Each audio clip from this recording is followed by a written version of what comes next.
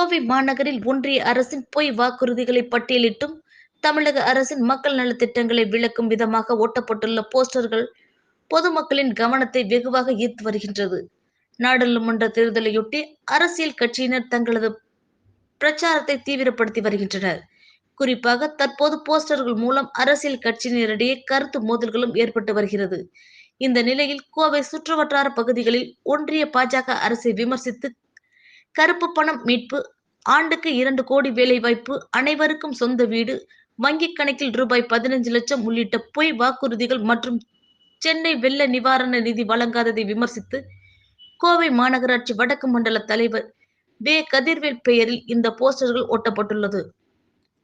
நடிகர் வடிவேலின் நகைச்சுவை காமெடியுடன் ஒட்டப்பட்டுள்ள இந்த போஸ்டர்கள் பொதுமக்களின் கவனத்தை வெகுவாக ஈர்த்துள்ளது.